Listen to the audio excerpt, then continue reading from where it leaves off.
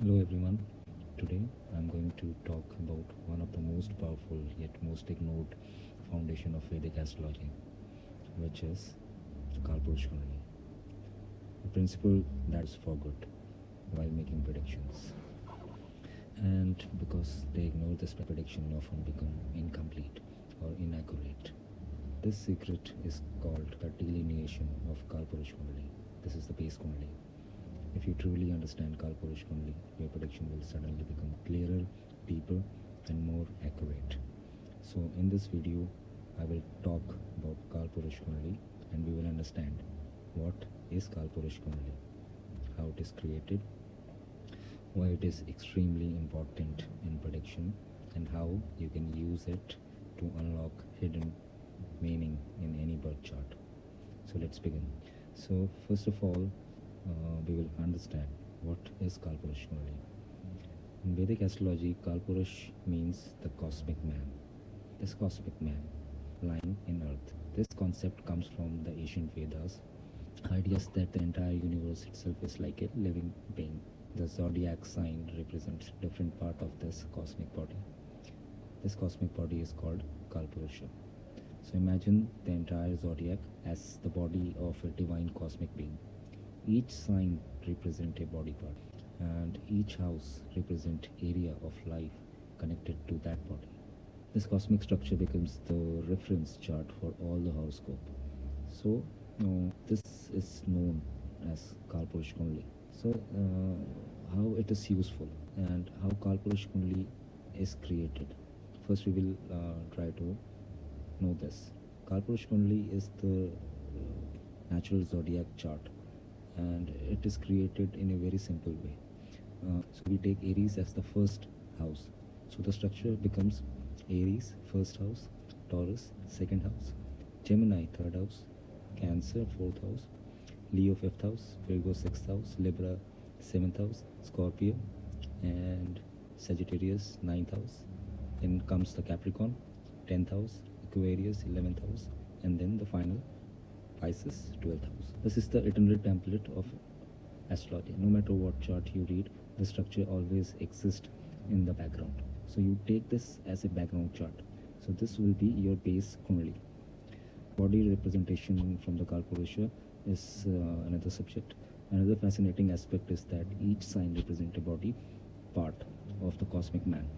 So we take Aries, that represents the head of the cosmic man. Taurus represents the face and mouth. Then comes the Gemini, represents arm and shoulder. Cancer represents the chest area and heart area. Leo represents the stomach and the solar plexus. Virgo represents the intestine and digestion. Libra represents the lower abdomen and balance, the private part. Scorpio represents the reproductive organs. Sagittarius represents the thighs. So Capricorn again comes to knees. Aquarius represents the calves, the lower part. Pisces represents the feet. So this is why in medical astrology diseases are also predicted through the structure only. So why Kosmische Menschenkarte is extremely important. Many astrologers only focus on the birth chart, but they forget to compare it with the Kosmische Menschenkarte, because this base chart is the answer to everything. And however the real meaning of houses comes from Kosmische Menschenkarte. So it can, I will give you an example. Why is the first house about self and personality? Because in Kosmische Menschenkarte it represents the head of the cosmic man.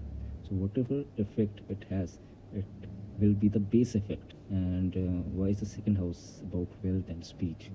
That's because Taurus represents mouth and foot. Understand me? Why is the seventh house about relationship and marriage? Because Libra represents balance and partnership.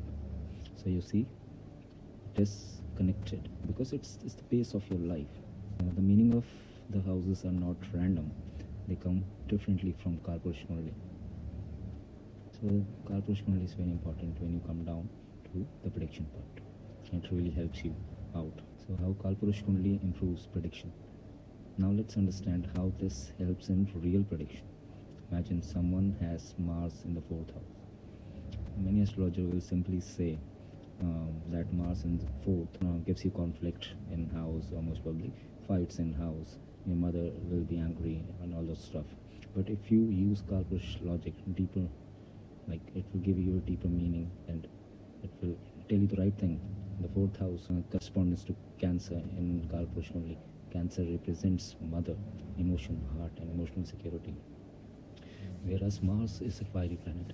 So when Mars comes here, it can disturb emotional peace or family harmony. This gives a much clearer psychological interpretation when you get through the prediction part. Yes, let's take another example. Suppose Saturn is in the 5th house. So then many astrologers will say that will create delay in children. But Kalpurush Kundalini tells us something deeper, because the 5th house correspondent to Leo.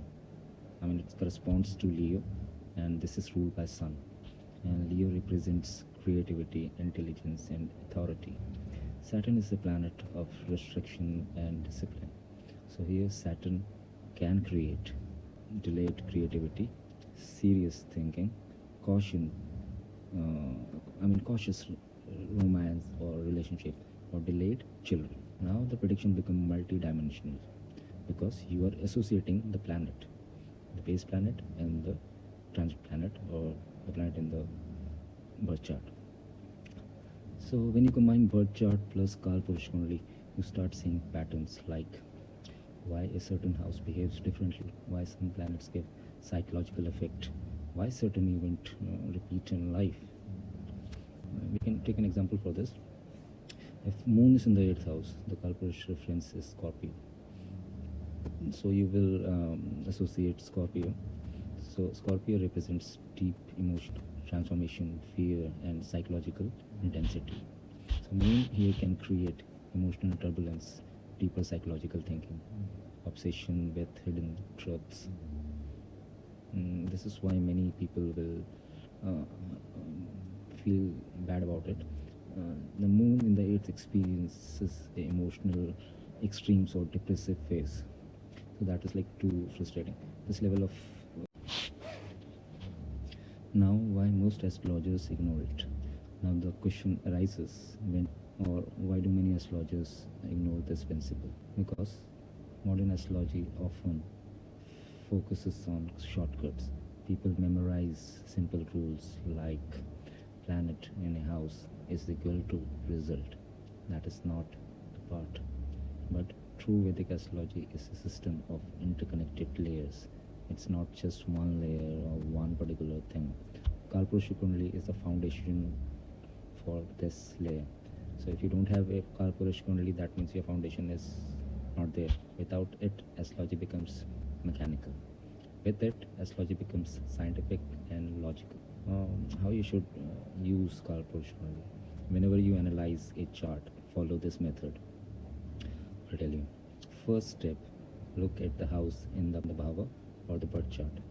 Second step, compare it with the same house in Kalpurush Kundalini.